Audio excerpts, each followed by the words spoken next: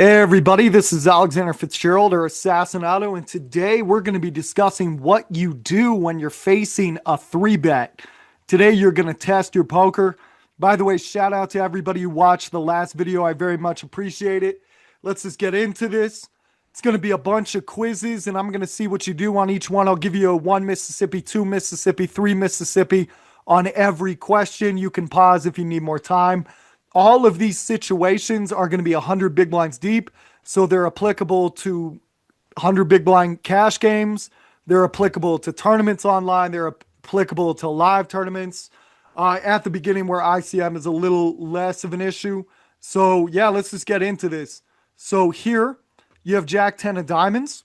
You go ahead and raise here, and you get three bet by the button. I think most of you are going ahead and calling here. Actually, just one thing. I think the button should three bet a little bit larger here, in my general opinion, to make it so you can't flat with as many hands. But most people will three bet you a little bit smaller, and you can take advantage of that. So we go ahead and we call here, and the board comes Jack of clubs, 5 of clubs, 2 of spades. It is on you. What would you like to do? Well, I think most of you are checking here. So we check, and this player bets about 5 big blinds. It is on you. What would you like to do?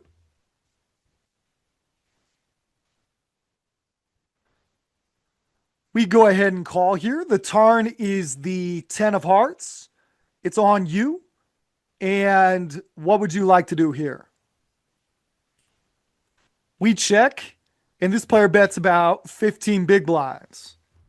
Okay, so what would you do here versus your average barbecue dad? Happy-go-lucky guy, easygoing dude, just playing an MSPT for the hell of it. What would be your move at this point? Now, what would you do versus young gun who looks like he's going to rob a liquor store after this? Okay?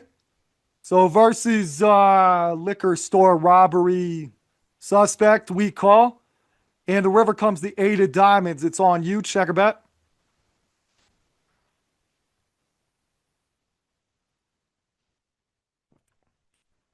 We check here, and this player bets about 27.5 big blinds. It's on you versus the young gun. What do you do here?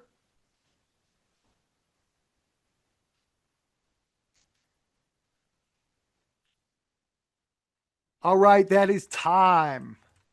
You should go ahead and move all in. Now let's break down this entire hand. So these are all based on real hands. Sometimes I'll change minor details just to make them more educational. But this is a situation I've run 1,000 times. And let me tell you what you want to do here. So, and for those of you who don't know me, I played a lot of tournaments back in the day. I had EPT, WPT final tables. I won some majors online. But I mostly play cash games now and coach. Cash games just fit more into my schedule. And I didn't play as much tournament poker as some of the big grinders out there, but I did get to play a lot of tournament poker, so I still feel pretty confident in it. So here, we check here, and this player goes in and bets 5 big blinds. Now, a lot of times you'll hear newer players say, okay, I want to raise to find out where I'm at right here on the flop. And the problem with this is that really puts 10s, 9s, 8s, 7s on high alert that they should be folding. And Queen Jack, King Jack, Ace Jack is just overjoyed. So you really help this man play perfectly. And you're worried about the flush draw coming in, but he's never going to fold the flush draw anyway. So you might get a little bit more value out of, say, like a Jack 9 suited, a Jack 8 suited, that 3 bet there. You might get a little bit more value out of a flush draw, but it's going to become very difficult to play very quickly on the turn. So here on the turn, you check call, and you have quite the situation right here. So let's say, so the first hypothetical I gave you was a happy-go-lucky camper. Guy just walked out of Buc-ee's with 3 types of fudge. He's very happy with himself. So here, so the bet is 15 big blinds into 24.5. What do you think you should do versus the average barbecue dad? Well, the average barbecue dad does not 3-bet enough, especially in these United States of America. The 3-bet range they'll typically have is 10s, jacks, queens, kings, aces. ace king, ace queen. Once in a while, it'll be like a jack nine suited, queen 10 suited because they saw that on a training video. But in general, they're they're pretty their three bet ranges are pretty solid. So what does that mean for you? Well, a lot of these guys check back a ton of rivers, even with overpairs, but they can't fold overpairs. So what you should do is check raise right here. Now, obviously, you're worried about the jacks and the tens, but you're blocking that, and that would be pretty unlucky, and that's just not your tournament, and that's what re-entries are for. Should you check raise here and you would have run into tens. He probably doesn't have fives or twos because most of those guys do not, most guys do not three bet fives or twos. So what we have here oftentimes is a guy with queens, kings, or aces. And he's not going to be able to fold that. Honestly, I think if you check jam here, he's really likely going to want to put you on a draw and just call you because most of those guys have never folded an overpair in their life. Even if they're playing a $1,200 event, they're just not going to do it. So you're really going to get a lot of value check raising large here. So that would be your approach versus that player. Now, let's say you are playing versus young gun, 27-year-old, Zin on both sides of his cheek, chugging a Monster Energy drink. So here, this kind of guy, you got to ask yourself always, what does it look like I do not have whenever you're playing against one of those players? What does it look like you do not have? So when you just check call here, the way that a lot of the young guys think is, hey, there's flush draws and straight draws on this board. I bet this guy would check raise with sets. I bet this guy would check raise with two pair. I bet this guy would a four bet preflop with queens, kings, or aces. I bet this guy is one mediocre pair. So what is he going to do versus that? Well, he's going to be bluffing a lot on the river. And he's going to be thinly value betting quite a bit as well. So let's say he's got ace nine here, or he's got like king nine of hearts. He's going to be thinking to himself, okay, I block queen nine now. I block 9-7. I got a triple barrel here. Let's say this river was the three of clubs and he had a random ace of clubs or king of clubs. He's probably going to bluff you quite off. He's going to try to bluff you quite a bit. So it's I'm not going to lie, it's a dangerous play to check call here. Go, oh, gee, my range is capped. Oh, please don't fire me. Fire at me. I call. That's a very dangerous play, but high variance does not equal unprofitable. A lot of people go and play poker tournaments and they go, how do these people get these big stacks together? I don't understand. And then they're never willing to take a chance. They never three bet with anything that's not the type 5% of hands. They never run a bluff. They never run a big slow play. And then they wonder how they never have chips. You have to be willing to do those big squeezes. You have to be willing to do those three bets. You have to be willing to do those triple barrel bluffs. You have to be willing to do those traps if you want to get these big stacks. That's what re-entries are for. And I'd run this play a lot in cash games as well versus super aggressive players, because I would run this play a lot versus super aggressive players in cash games as well, because if I'm wrong, I just reload 100 big blinds and I'm going to be right most of the time. That's what bankrolls are for, as Andrew Brokos put it. I believe it was Andrew Brokos who said that. I try to always cite my sources. Now, if I didn't come up with it, I'll do my best not to cite whoever said it. Now here, I actually had this situation come up recently, and a lot of people were telling me, so I jammed and the guy had aces and he called me. And a lot of people were telling me they should just call. They would just call right there. But remember, this guy's probably triple barreling a little too much anyway. You got the top two sets blocked. He probably doesn't fire eights on the turn, so you're not worried about that set. You got the best two pairs, so what really are you worried about? So if you said just check call on that river, I'm curious what you were worried about. I guess, yeah, once in a while he is like queen nine of clubs or 9-7 of clubs, no doubt. I agree with you on that. But that's not going to be that many combinations generally.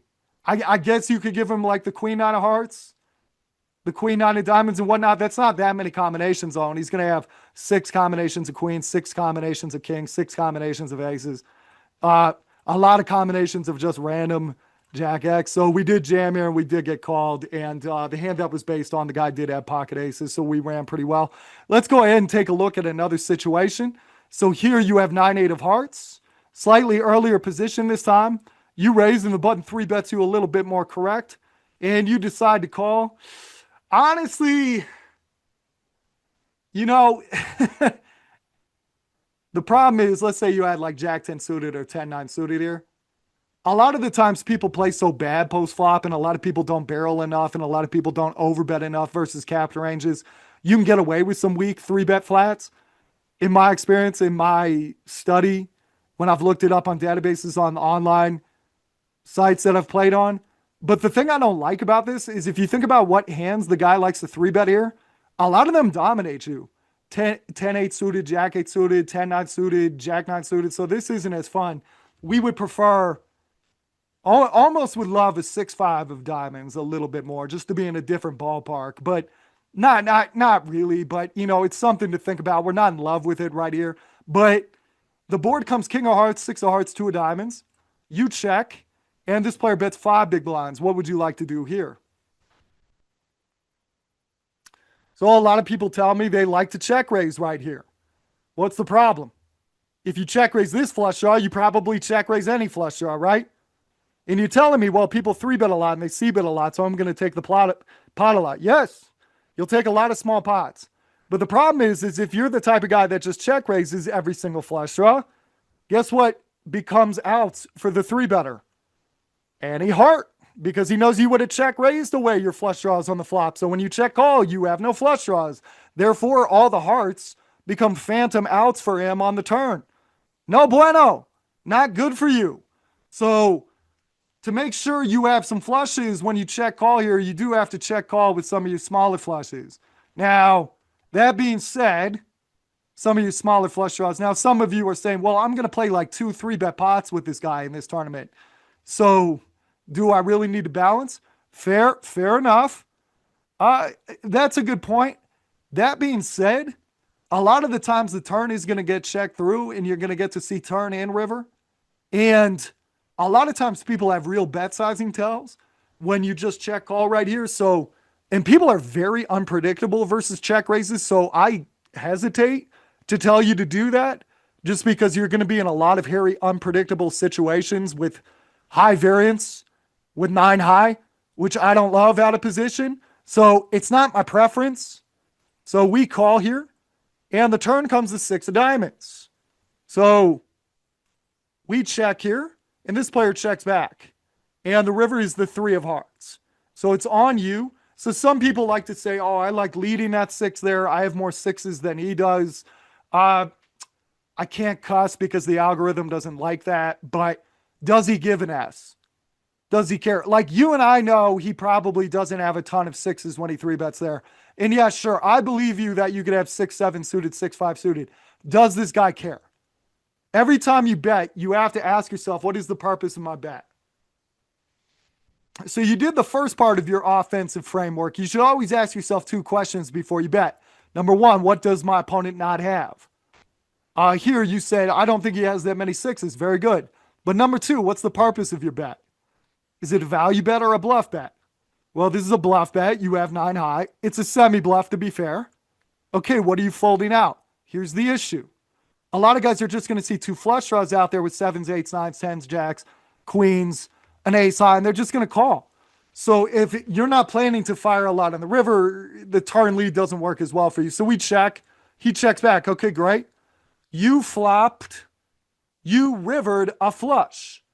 It is on you. There is 26.5 big blinds in the middle. You have 88 big blinds back along with your opponent. What would you like to do here? Think long and hard while I get a drink of my coffee here at 5 p.m. while the wheels fall off.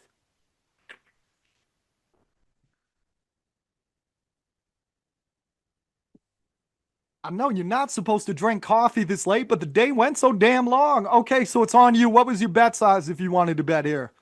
Don't ever check versus a North American. You know why? Because this guy could have ace king with the ace of hearts and he'll check back here every single time. Not every single time, but I'm always stunned by how much Americans check back. So going for thin check raise value just has never worked that well for me. So you lead here. You shouldn't lead that big. Why? Well, think about it. You know he most likely doesn't have a 6 because he checked back on the turn, and most 6s would fire on the turn. Now, kings. Would he fire a king on the turn? Yeah, I think a lot of his better kings would fire on the turn. Not all of them, but yeah, sure. Ace, king, king, queen. Why not? A lot of people would fire that. Let's say half of the combinations of a king fire. Okay, great. So, what is a lot of what he checks with on that turn? Queens, jacks, tens, nines, eights, sevens, which is not going to call a humongous bet. Now, if you said 16 or 17 big blinds, fine. You'll get away with it. But what I have noticed is if this guy has a pair and he checked back the turn, as long as you bet less than 50% of the pot, you just get auto called. So it's free money. So I typically recommend you do that. And apparently the showdowns are not in play. The guy had eights, if I remember correctly, on that hand, which was, yeah, or I can't remember. Anyway, it doesn't matter. The strategy is correct. We have ace 10 of spades. Well, it's correct by my book. I'm sure some of you will have something to say in the comments. Go ahead and light me up in the comments. That's part of the fun. Be civil or not. I don't care. Have fun. Anyway, remember to like, comment, subscribe. The algorithm really does like that. I know it's nauseating to hear that again and again, but please do so. So, okay, so we raised here with the ace 10 of spades, button calls. And villain 4 does a very nice squeeze. I'm not even kidding. I love it when people squeeze. I love the action, man. You got to be like a boxer that loves the firefight. Otherwise, you're going to go crazy playing this game. If you just get mad about every little dip and curve and up and down and valley and mountain, you're going to go crazy. You got to get a little punch drunk and enjoy the fight. I love it when people are playing better. So this guy's playing better. If he thinks I'm opening too much and villain 2 is calling too much, he damn well should be squeezing. So now, thankfully for us, most people don't triple barrel enough or overbet enough versus capped ranges. So we do a little bit of a loose call here. And villain 2 calls. And the board comes 9, 8, 6. One spade. It is check to us. What would we like to do here? You can say small bet or you can say check. I generally would not recommend big bet. You do a big bet, that bet needs to be very effective. Say you bet 75% pot, that bet is a total bluff, needs to work 42.8% of the time. Both of your opponents have not bricked this coordinated board more than 43% of the time. You're really likely running into it a lot. So we check here. You could do a small bet or you could check. So we check and it checks around. The turn is the 2 of spades. It is check to us. It is on you. What would you like to do here? Check or bet?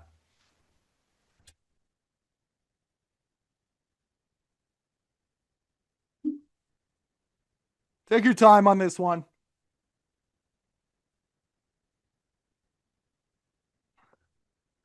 All right, what questions should you be thinking about right now? We will return to that. We fire 15 big blinds into 25.5. Button folds, big blind calls. The river is the 5 of clubs, and he checks to you. It is on you. There's 55.5 big blinds in the middle. You have 77 big blinds back on this river. Would you like to check or bet? If you are enjoying this kind of training, go to pokerheadrush.com to sign up for my strategic newsletter and to get more training just like this for free. That website, one more time, pokerheadrush.com. You'll love that site. I tricked it out. It's a lot of fun, a lot of free training. Now, anyway, okay, so it's on us. Pencils down, pause if you need more time.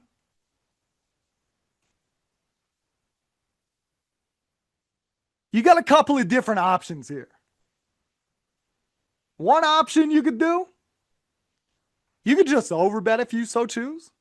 So quick, how often does that bet need to work? So that bet needs to work, let's see, 60.5 divided by 116. So this bet, oh my God, I did that wrong. 65, nope.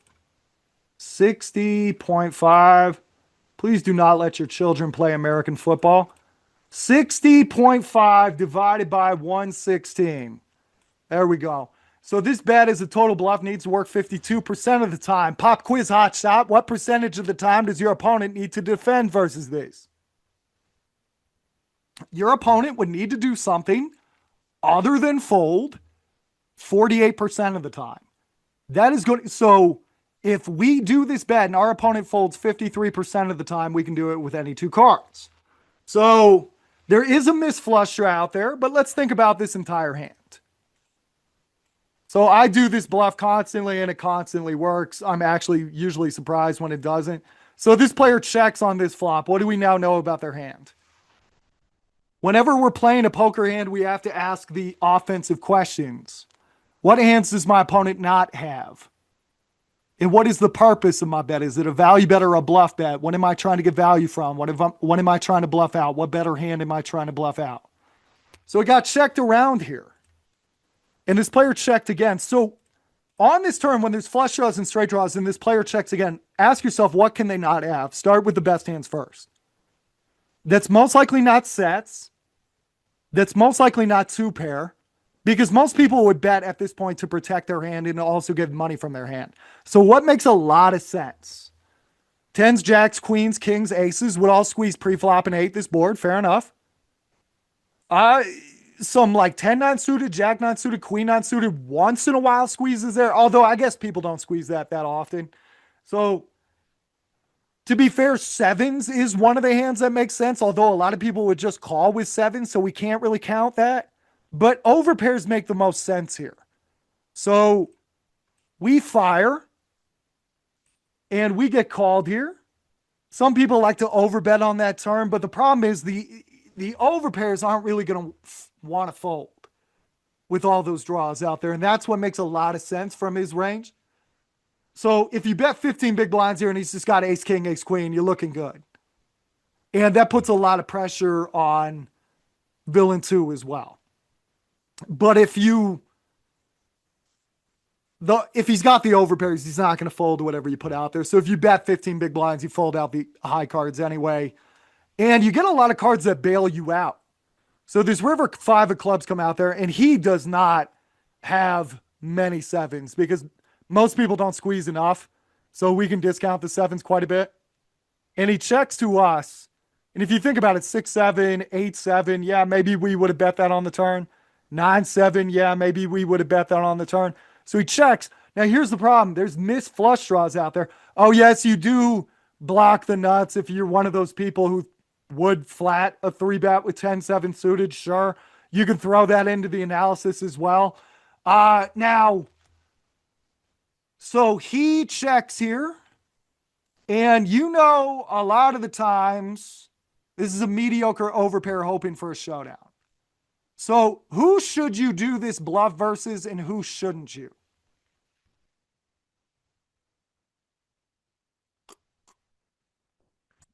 So let's say you're playing against a guy who re-enters every tournament 4 or 5 times.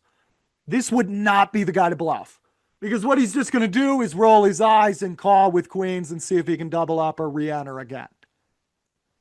Now let's say this is Old Man Coffee who does one buy-in for every $400 tournament you ever play with him.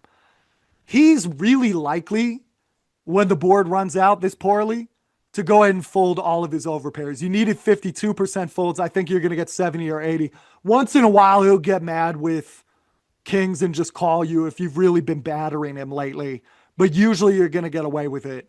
Young guys typically just see a missed flush draw and go, that's what you have, and they call. So you do have to be selective in this situation, but there is a great reason to bluff on this river if you believe your opponent is a bit more timid, cares about the buy-in, it's a freeze out, etc.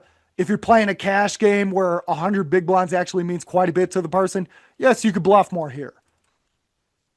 Continuing, you have pocket queens. Let's give you a real hand. You raise. And the big blind 3 bets, nice. Actual good amount out of position. All right. So you got queens. What do you think you should do? Should you 4-bet? Should you call?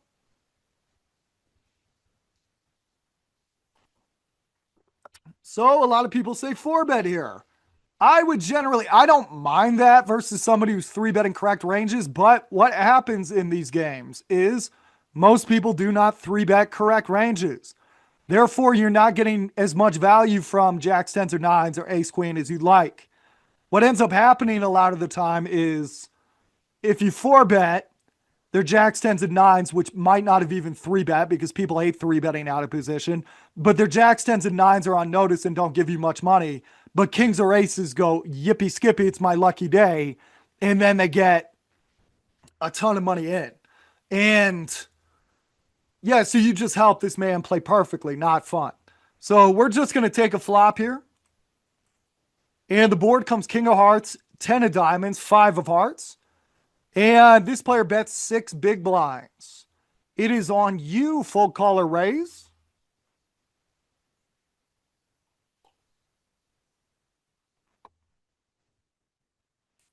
We decide to call here. The turn is the 4 of clubs, and he bets 15 into 31.5. It is on you. What would you like to do?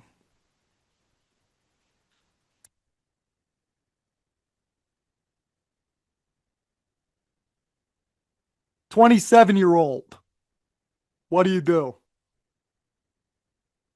Happy-go-lucky barbecue dad.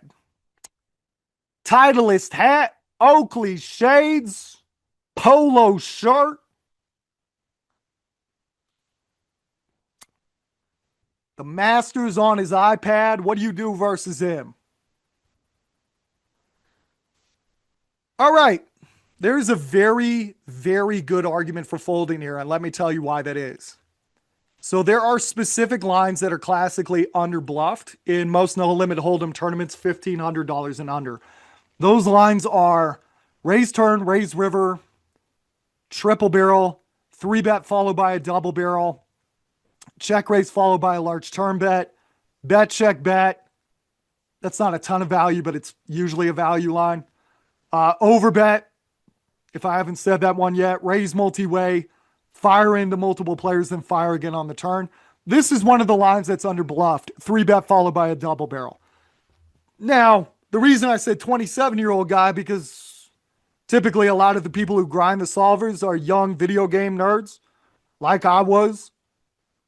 And I mean, just nerds in general. I get it. You like computers. Solvers are on computers. Cool. So that tends to be a young man's game. So a lot of young guys will make a really good. They'll notice here that you just called pre-flop. Okay, that removes aces, kings a little bit from your range. You just called on this coordinated board. Maybe you would have raised some sets of tens or fives. So it's not impossible. The guy could be putting pressure on you.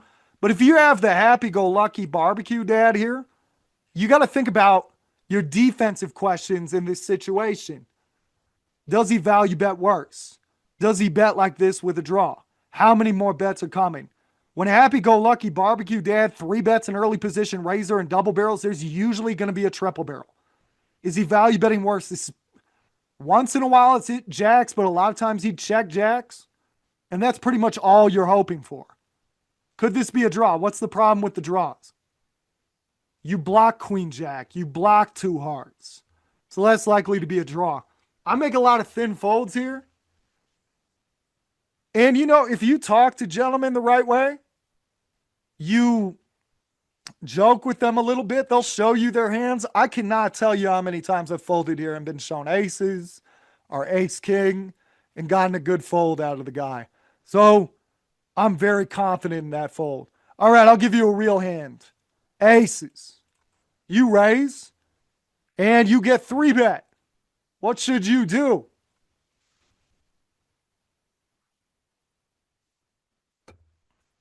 I would advocate that you call and trap here some percentage of the time because that makes you very frustrating to deal with.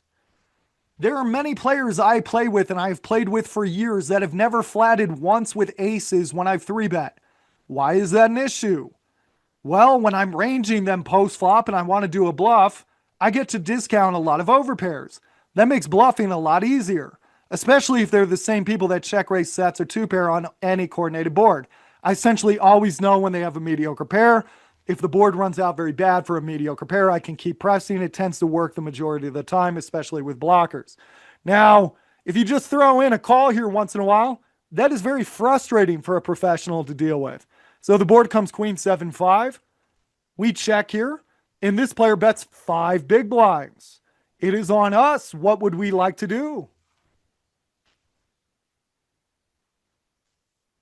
All right, this time, if I remember this hand correctly, young guy, real wired. Was this the guy? Almost said his name. He kept sticking his tongue out during hands. Like he'd be thinking and his tongue would go out, kind of like MJ going for the dunk. And I kept making fun of him about it and trying to make him self-conscious so I could see if I could get a towel out of him. But he kept doing it. It was weird, man. Anyway, so we call, and the turn's the 9 of hearts. So young guy, tongue's kind of licking around. We check. Yeah, it was weird, man. So we check. He fires 15 big blinds on the turn. It's on you. Go ahead. Fold, call, or raise.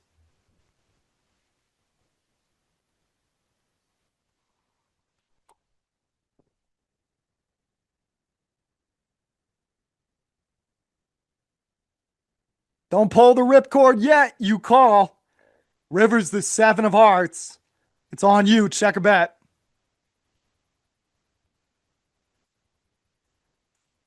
We check here, and he jams on you. All right, let's talk about this situation. One of the hardest situations in No Limit Hold'em. Tell me what you think you should do. Young guy, he's been playing pretty well the whole day. Pretty aggressive. I wouldn't say super aggressive, but clearly knows his way around the table, knew some advanced poker terminology. He knew who I was. Or he knew I played a lot. I don't know much more beyond that. Anyway, so what do you think you should do here? What do you think you should think about? Honestly, you're going to be wrong, you're going to be right, but your process is what you can replicate through hand after hand. If your process is solid, if you can challenge yourself from 1,000 different directions and not find a fault, or if you can find a fault and then you can explore it and stamp it out, you're going to get better and better. If you're just clicking buttons or if you're just going aces, I haven't seen these in a while, you're not going to get better. You can play poker year after year after year and not get better. I've played poker with the same people for 20 years who haven't gotten better. So you always want to be thinking about the right things here. So this guy, semi-aggressive player, you don't know a ton about him. You've only played about 50 hands with him. He definitely knows how to three-bet pre-flop. He definitely can bluff. You haven't seen a big river bluff, but his frequencies are such that you know he's got game. What do you think? Should you call here? Should you fold? What do you think it is? Now, obviously, a lot of you are saying you're massively exploitable if you fold here. Yes, I get that. However, there are certain guys who will not jam here without the nuts. So a triple barrel is typically underbluffed. An overbet is typically underbluffed. A 3-bet triple barrel is really underbluffed. All of them together, not good, man. So you are approved for thinking about a hero fold here. It's not the worst idea anyone's ever had. So what should you do here? What should you think about? So let's back this hand up. So we already talked about the pre-flop call that would really screw up a lot of these young guys that just assume you would 4-bet aces, kings, or queens, or ace, king every single time. You check call on this flop, and on this turn, you have a decision to make. Now, if we think about it, what does it look like you do not have when you check call here? Well, there's a lot of straight draws and there's a lot of flush draws, and you're just check calling. So what it's going to look like to this young man is that you don't have sets, you don't have 2 pairs, and he probably thinks you would have 4-bet a lot of the over pairs. So he thinks you're sitting on 1 mediocre pair.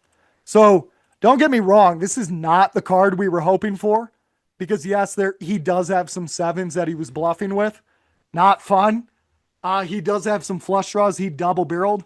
However, what he's going to have a lot of is just random hearts that want to rep a flush. What he's going to have a lot of is just bluster. So if you think this is a guy who can bluff, and pro tip, a lot of the young guys who come up on the computers, they can't really keep a straight face when they're bluffing. So take your time here. See how they're breathing. A lot of times it's in the breathing. You see a guy relax, like I'm going to win a big pot or a bigger pot, and he starts overcooking it a bit. He starts,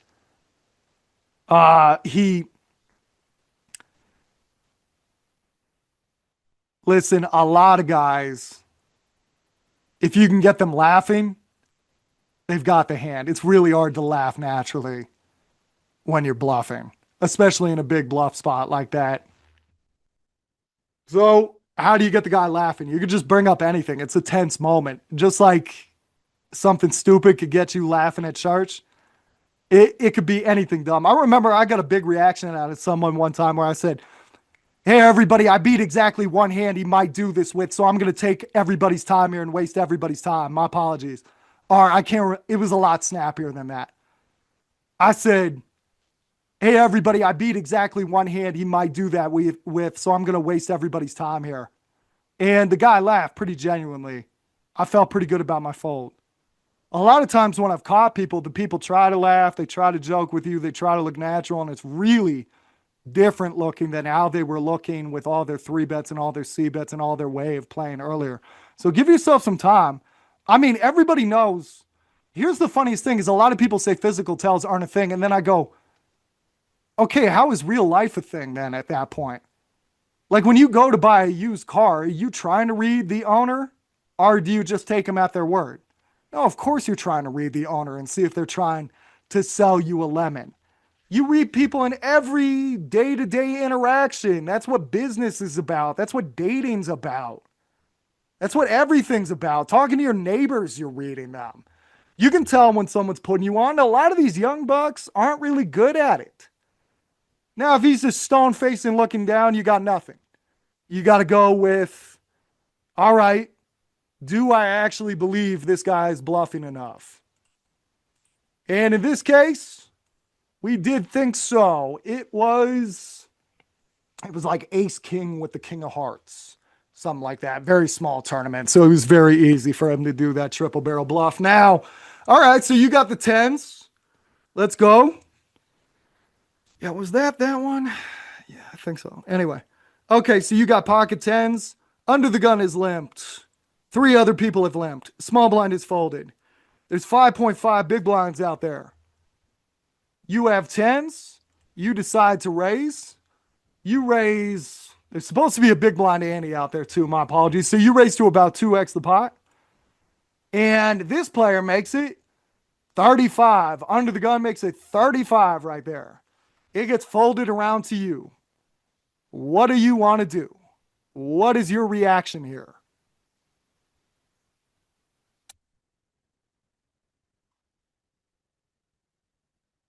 Some of you are saying this is a stupid spot. Obviously, the guy's got aces. I agree. The guy's got aces most of the time. You would be stunned how many people don't know that. Okay, so you raised and this guy re-raised you. You're very angry. You wanted to play your hand. It looked like the best hand. You assumed it was the best hand. I get it. I really do get it. But that being said, you have to ask yourself some questions. If you're going to call here, you have to ask yourself, does he do this with 9s? Does he do this with 8s? Does he do this with 7s? And if the answer is, I don't know, you can't just stake a third of your chips in on that. So you just got to continue. You got to accept what happened and live to fight another day and just fold right here. It's simple. Continuing, you have ace jack in the small blind. It's been folded to you. Wow. This doesn't happen much. You raise and this gentleman 3-bets you. It is on you. You decide to call. The board comes queen of diamonds, 5 of clubs, 2 of diamonds. Wow, that doesn't look like a 6. We check here. He fires 6 big blinds into 19. It is on you. Fold, call, or raise.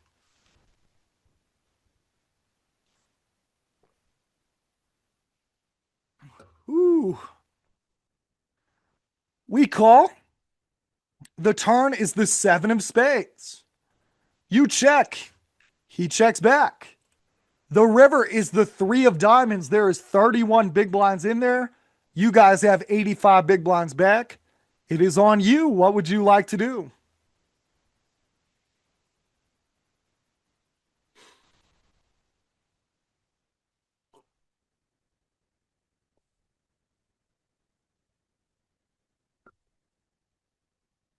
If you would like to bet here, how much would you like to bet? Remember this. If you bet 1% to 99% of the pot, your opponents call too much.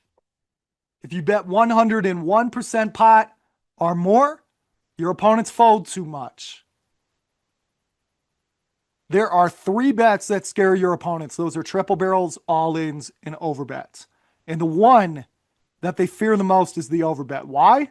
Because 9 times out of 10, when they see somebody overbet, it's just some idiot having a panic attack with a set or with something they're super excited about. I've worked with poker players for 20 years. As a private coach, I've played poker professionally for 20 years. I can tell you one of the hardest things to teach someone how to do is to overbet bluff. So generally, most people just don't see it enough. Unless you're playing, I know, if you're playing Cyborgs online, you see it a lot. But if you're playing live like most people do, or you're playing low stakes like most people do, most people don't do it enough. So what you should do right here is fire big. So you bet 35 big blinds to win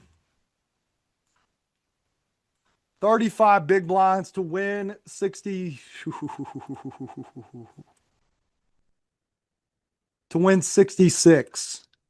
So your bet needs to work 53% of the time. However, tell me, what does your opponent not have here? Offensive questions. What does your opponent not have? And what is the purpose of your bet? This is obviously a bluff bet. You've turned your ace high into a bluff. What does your opponent not have? You'll see this all the time in 3-bet pots. People are supposed to check back and balance here with some really solid pairs, some sets, and trap you some percentage of the time. Americans will never do it because Americans are just shamed when they check and let you hit a flush. Americans feel like they're a no good, bad, dirty person if they check and let you hit anything.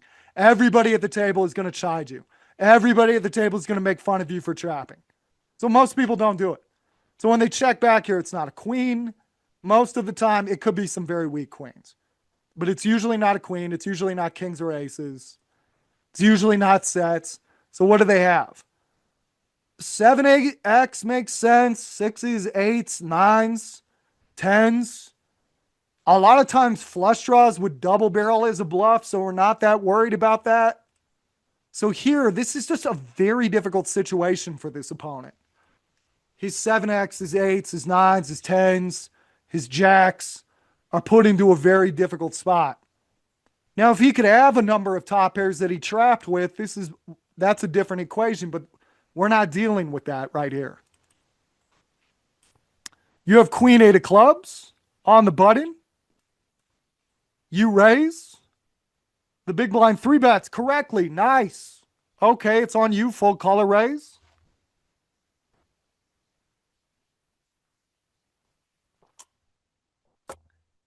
You're allowed to fold the button after the big blind 3 bets you. Many people don't know that. They think they know that, and then you play with them, and they clearly don't know that. You don't believe me? Try to 3-bet from the big blind deep stack sometime. See if anybody folds to you. When you 3-bet out of the big blind, here are the rules. They're supposed to fold a lot of the hands they've opened. Hands like king 8 offsuit. But they don't want to do that. So no one's going to fold to you pre-flop. And then if you bet 1/3 pot, say, a range bet, out of position, no one's going to fold to that either. So on the turn, your opponent has a ton of floats with hands they should not be involved with, which means you need to check call a lot out of that big blind and let them bluff. And then if you're playing online, check the river aggression frequency to see what you should do on the river. 40 or 50%, they're bluffing too much. Calm down. 20 or 30, might give them a pass. Remember, prior aggressive behavior denotes future aggressive behavior. So if the person's actually a pretty tight player most of the time, and they call you 3-bet, call you C-bet, bet on the turn and jam river, you can give them the benefit of the doubt. They might be bluffing, but they've earned it. They just don't start with enough hands to be bluffing that often. So you raise with the sixes, small blind makes a 7. You call here. The board comes king, king, 5. He C-bets 5 big blinds into 16. You decide to call here with your pocket sixes. The turn is the 2 of diamonds. He fires 15 big blinds into 26. It is on you. What would you like to do here?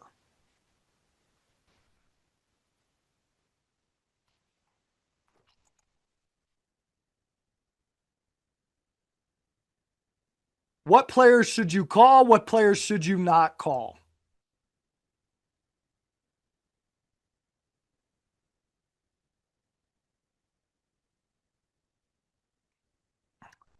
We call. The river is the 9 of spades. This player checks. It is on you. What would you like to do?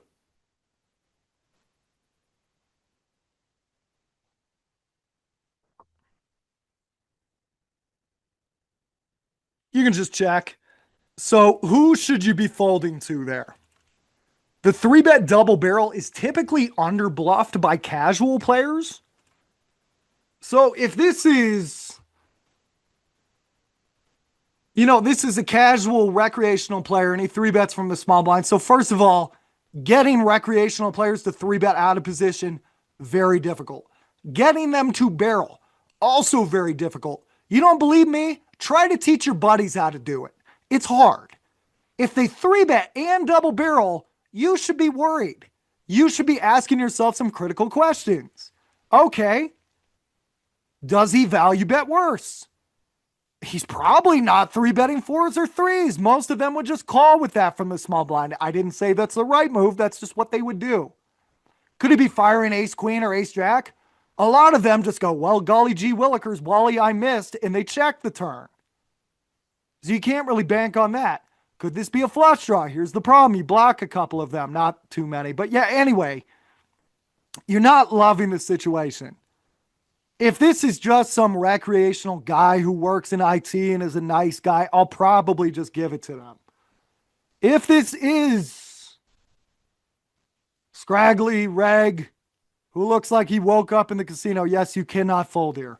And most of these guys do not triple barrel enough, in my opinion. So I would give it to them if he did have the moxie to triple barrel there. But most of them don't have that triple barrel chambered. You have 9-8 of spades. You raise here. You are 3-bet. Believe it or not, you are continuing. The board comes, wow, Jack 10-7. You check, he fires. It is on you, full call or raise.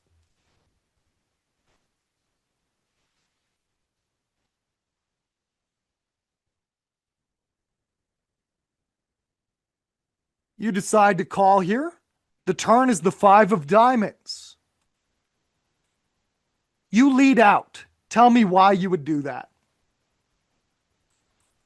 No one was going to get this one, so I'm just going to show you. Why would you lead here?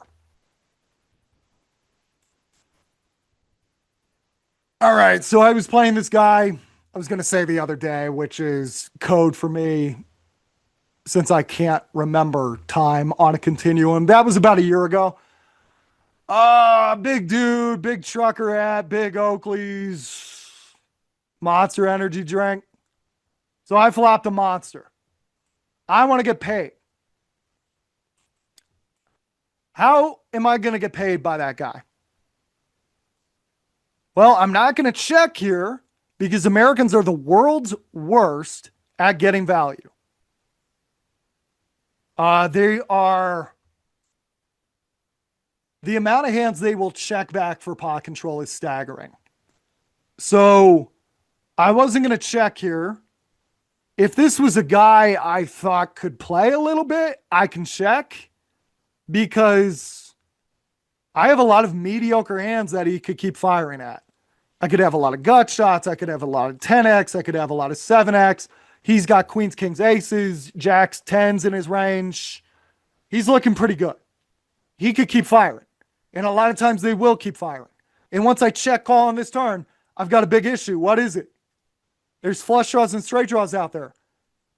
Maybe I would have check raised with a set or a straight to protect myself like a lot of people do. Maybe my range is capped. Maybe you can keep going at me. That's a good player. But I was dealing with Bubba. I was dealing with a guy who seemed like, well, he didn't have a problem with me. He had a problem with everybody. What would infuriate that kind of player? Think of the bet that would never work. I want you to imagine you have 4-3 of hearts here and you led 5 big blinds into 23.5. Do you think it would ever work as a bluff? No, right? You would never do that. Why? Because it looks so stupid and weak. Insane bet infuriates egotistical players. So that's what we did. He did his little 5 big blinds, which he learned from watching all the other players. We just go ahead and lead out their 5 big blinds, speak their language. You're looking like a dumbass who doesn't want to get blown off of his 7-6 of hearts. So what's he going to do? Bubba don't take no disrespect. He's going to raise you. So sure enough, the actual hand, the guy had like 3s, but it was a different board. This hand, a little bit more. It's the same concept, but I changed the board a little bit. So here he raises you. What would you like to do here? Well, don't raise because that tells him the jig is up. Take your time like an idiot with a 10. You got to pretend to be like a guy who has like 10-9 of hearts here who really wants to see the river. Remember, this is why if your friends ever ask you, hey, would you come to my home game? Go. There are no bad reps in this game. Because guess what? You're going to play a lot of home game heroes, hometown heroes in open field tournaments. And you need to know how they think. So I guarantee you this guy was from the country. He played with a lot of hometown people. He's probably the best player in his game. Why? Because unadulterated aggression gets you very far in most home games. Why? Because people telegraph their hands with bet sizing tells.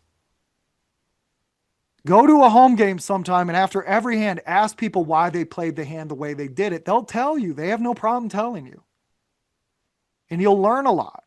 You'll be able to reverse engineer what they're doing at a future date and you can use it against the players that dominate those games.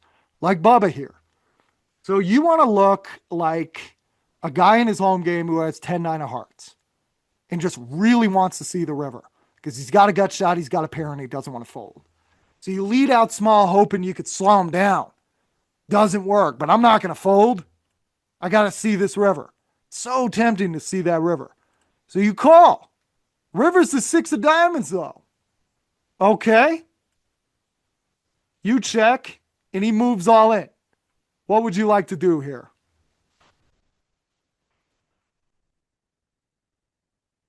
That's what re-entries are for. Trust me, you got this guy off the handle a lot. You got to call here. You will set off a lot of bluffs. The hand, it was slightly different that I did this in. I flopped damn near the nuts. The guy turned over pocket 3s on a board about this dangerous. You set guys off like that. You set an egotistical guy like that. You got to be ready for it. You can't get scared. You have to be willing to do the plays that other people are afraid to make if you want the results that other people don't have. You're going to have to find big calls. You're going to have to find big bluffs. You're going to have to find big folds. If you're not doing anything different than everyone else, why would you expect results different than other people? You have pocket sevens. You raise. The button three bets, the big blind calls. You go ahead and call. The board comes ace 10 7. Nice. It's check to you. You check. And the button bets 7 big blinds. And villain 4 calls. What do you think you should do here?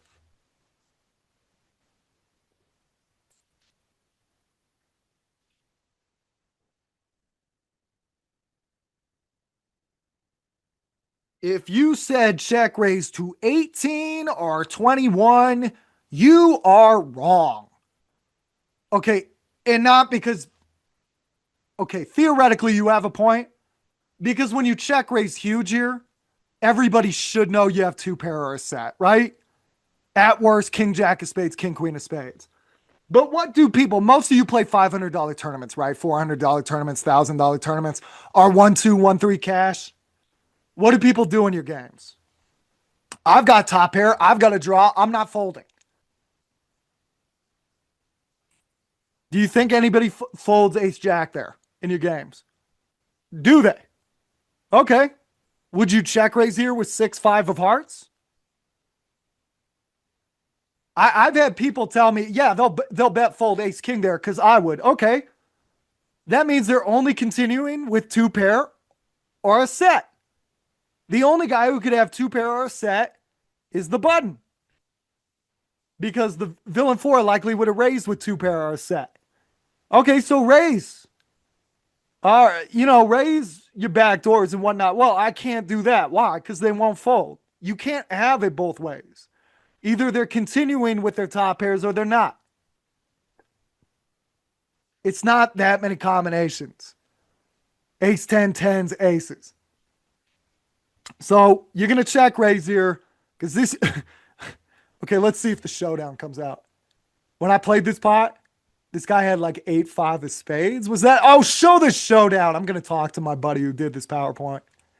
Yeah. Okay. He had like 8-5 of spades and he ran out. And anyway, it doesn't matter. And anyway, the guy just didn't want to fold his flush draw. Because, I mean, think about when you played your first tournaments. You just wanted to goof off, right? Now, I'm not saying people can't fold there, but if you're playing against recreationals, a lot of them just won't fold their top pair, won't fold their flush draws. They just won't do it. If you're in a tougher game, by all means, check raise smaller. But I don't think most of you are in tougher games. All right, so you have queens here. You raise, you get 3-bet, you're going to trap with the queens. The board comes 9 of clubs, 8 of clubs, 5 of hearts. He bets, okay, this guy bets bigger. You will see this in open field events.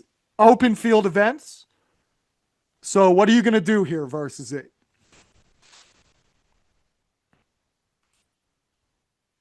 You decide to call. The turn is the 8 of hearts. He checks to you. What would you like to do here?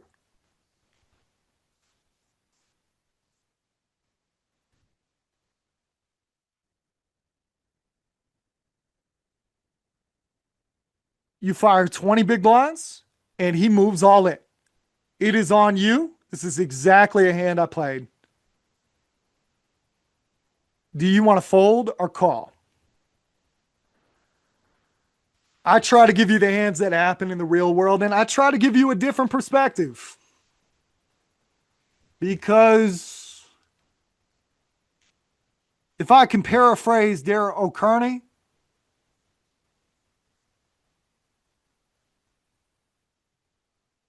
GTO, well, let me see if I can do this right. GTO is an excellent basis. GTO is an excellent starting point.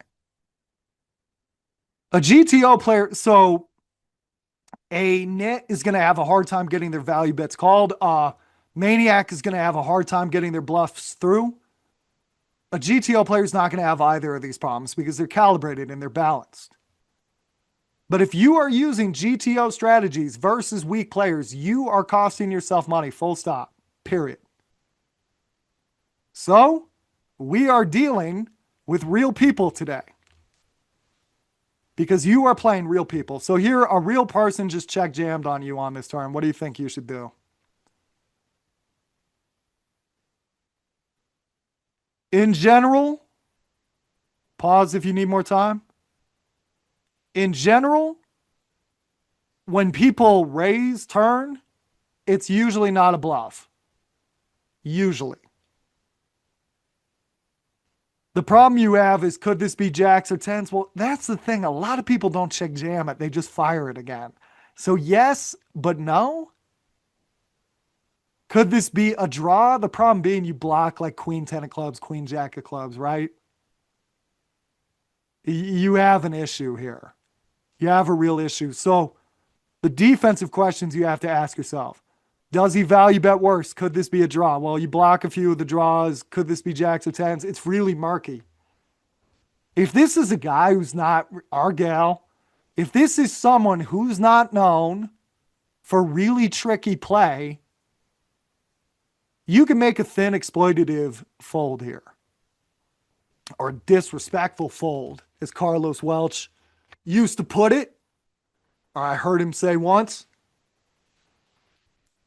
Now, obviously, if this is someone who's just if this is a loose, aggressive person, by all means, this could be ace 7 of hearts, or this could be jack 10 of spades, and the person is just enjoying the action and putting a lot of pressure on and seeing if they can get a big stack, get a big bluff through, or they can re-enter. That's fine. Go ahead and call versus that person. But you have to make judgment calls at the table. It's not going to be black and white.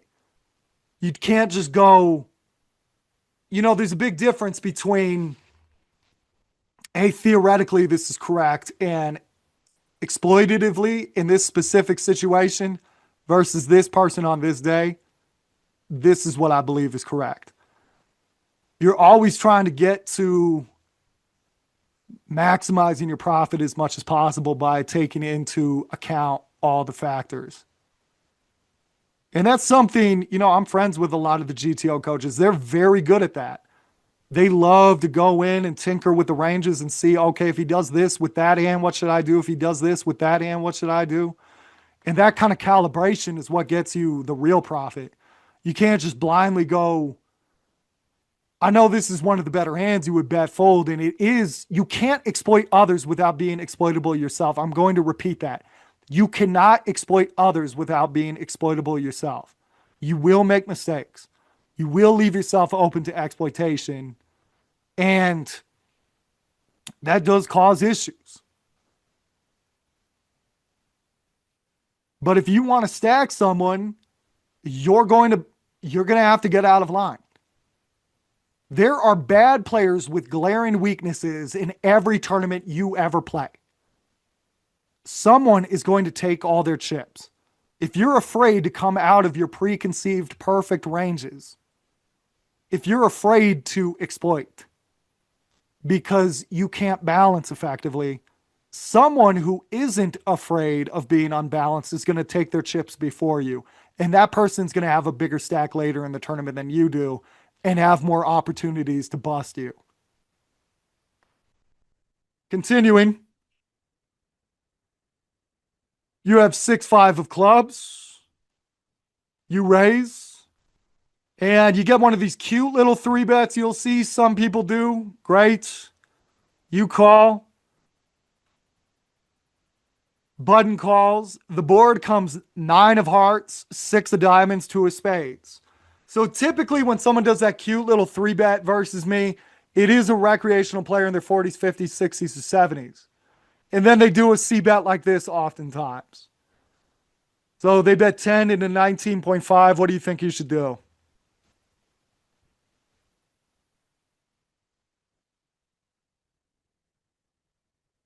That small 3-bet followed by an actual beefy, more than a half pot continuation bet in the multiple players is oftentimes an overpair. You don't even have a backdoor flush draw here. It's going to be very difficult to realize your equity in a multi-way pot. You don't even know what the player behind you is going to do. It's very likely you're going to face another bet on the turn. You can just go ahead and fold here.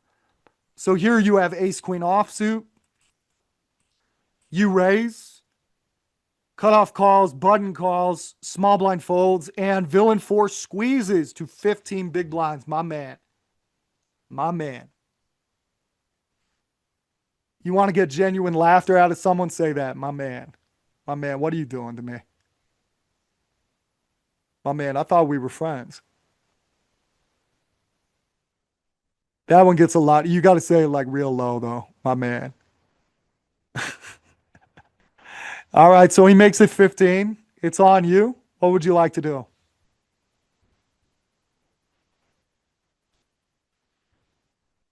Most people do not squeeze enough. If you're going to continue here, what do you have to ask yourself? Defensive questions. Does he value bet worse? Does he do this with a draw? Okay, let's discuss what that is. Pre-flop, it's a little more confusing. So, does he value bet worse? Is this ace jack? Is this king queen off? Most people, nope. It might be ace jack suited sometimes. It might be king queen suited sometimes, but a lot of people just take flops with that.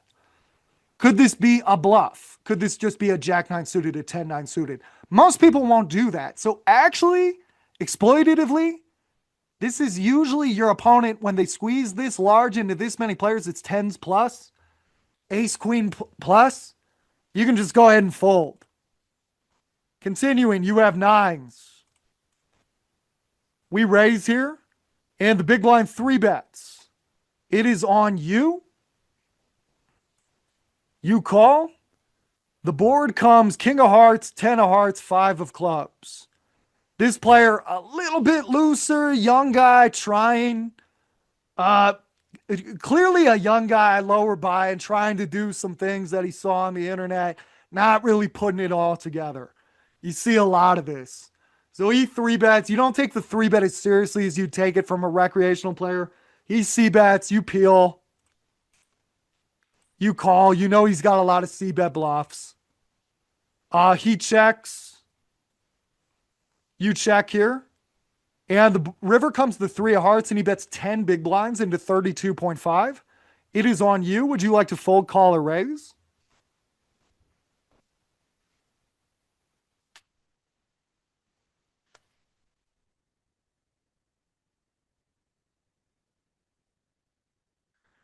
All right, let me ask you, what do you think this person has? Reverse engineer the hand. So the three bet we already talked about, the C bet's pretty much the entirety of his range. Now he checks on the turn. There's straight draws, two flush draws, and he checks. What is that likely not? A lot of times people would fire with a king. And a lot of times people would fire with two pair sets over pairs. So when he checks there, what makes a lot of sense is 10x. Maybe he would double barrel with some draws, but 10x makes sense. Jacks make sense. Queens make sense. I guess some weaker kings on occasion. So it's a lot of mediocre hands. And then he fires 1/3 pot on the river. Okay, what is that? Tell me. Well, it's probably not a rivered flush because there's a good chance he would have double barreled with a flush draw. And if he did make his flush, how much do you think he would bet? A lot of people get excited when they hit that big of a hand, so they bet a half pot or more. What does this look more like? This looks a lot like a block bet with a 10. Jacks, queens. If he was trying to get cute with king eight of spades. What can you have? You can have a lot of heart combinations. He has a hard time having them, but you could have checked them back on the turn. Especially if you just had mediocre hearts. Anyway, it doesn't even matter. This guy's got a mediocre hand, and you can tell this goof takes things too seriously. All right, how about this? How about we just rip it? Because look at this. You're risking, this doesn't even have to work that much. You know this guy's range is really weak. So you're risking 84.5 big blinds to win 127. So this bet needs to work 2/3 of the time. It's almost exactly 2 times the size of the pot. If you remember, over bets are really hard for a lot of people to deal with. If you bet the size of the pot, the bet as a total bluff needs to work 50% of the time. If you bet 1.5 times the size of the pot as a total bluff, that needs to work 60% of the time. 2 times the size of the pot needs to work 2/3 of the time, or 66% of the time. This guy has to call you more than 1 time out of 3. That's going to be very difficult when most of what he has is block bet, trash pairs that hate that river flush card coming in. Don't be afraid to try this play in a small tournament, see if it works versus someone's a little squeamish. Obviously, if someone just likes to gamble up a little bit, that is not the person you want to go after. All right, guys, that's my time for today. Thank you very much for tuning in. If you enjoyed this training and you want more training like this, check out my website, pokerheadrush.com. That website, one more time, pokerheadrush.com. If you sign up for my strategic newsletter, you get 3 free training packages just for signing up. You get one that'll teach you how to play ace king, even when it misses the flop. One that'll teach you how to triple barrel bluff. And there's another one. It's a classic training pack of mine that shows how to 3-bet. A lot of people liked it, so I threw it in there. It's an oldie but a goodie. I think you'll enjoy all of them. A bunch of you have signed up for the newsletter and did not get your bonuses. I guarantee you the email with your bonuses went to the promotions tab. So go ahead and look for it there and you will get your bonuses. And yeah, if you want to talk to me about private lessons, sign up for that newsletter. You'll get emails from me with strategy tips. I try to give strategy tips out every single day.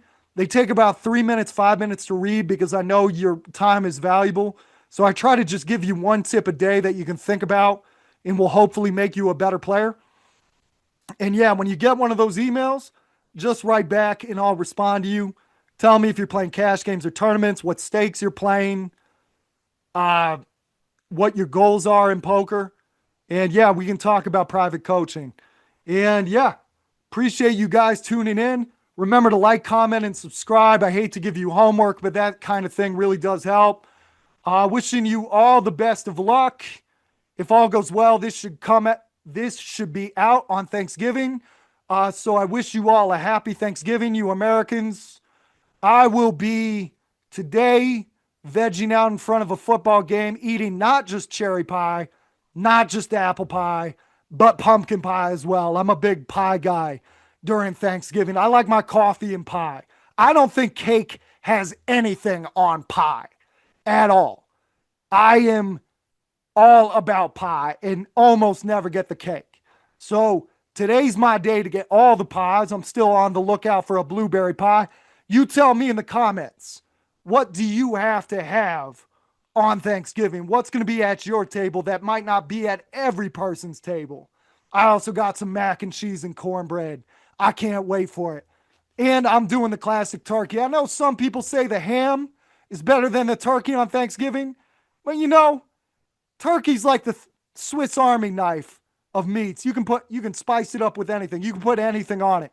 So it works great when you're eating sandwiches for 3 weeks afterward, after the festive day. All right, man. That's all right, everybody. That's my time for today. Wishing you the best of luck on the felt. Thank you for spending some time with me. I really appreciate your time. And yeah, I'll see you for the next one of these. Let's get this one to 1,500 views. Then we'll do another one of these. All right, guys. See you for the next one. Hope you enjoyed this.